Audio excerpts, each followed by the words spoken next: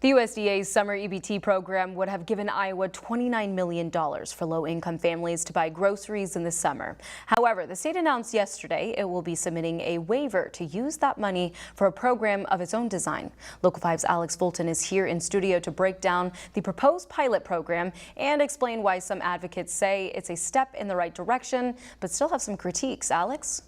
Yeah, Larissa, the state argues its pilot program will expand eligibility for existing summer feeding programs to 200% of the federal poverty level and help feed about 56,000 more children than summer EBT. However, hunger relief organizations say it removes the choice families have to pick out food best for them.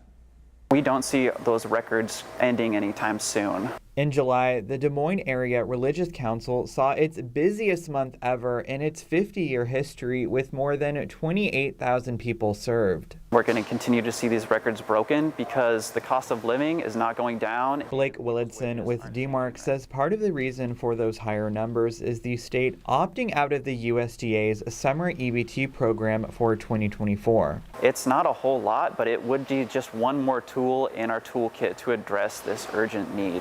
The program gives eligible low-income families $40 a month per child to buy groceries during the summer. Thursday, Iowa chose again to not partake in the summer EBT program, though the state is asking the USDA to allow them to use those dollars for a new pilot program. It would provide 3 boxes in each 3 months of the summer of food that could be picked up at sort of distribution sites. Ann Disher with Iowa Hunger Coalition says she's happy to see the state acknowledge the issue of food insecurity, but believes families should have a say in what they get. The benefits are loaded on an EBT card that families can redeem at local grocery stores, so they're able to purchase foods for their families that reflects their cultural, dietary, religious needs. DMARC will continue pushing for the state to opt into summer EBT to avoid another record-breaking month. If we can come up with a way to make this program work in the state of Iowa before that January 1st deadline, it's going to make a huge difference next year.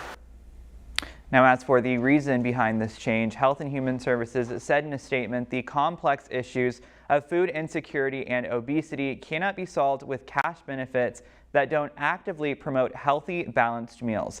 The USDA noted that it still has to review and approve Iowa's pilot project before it can take effect.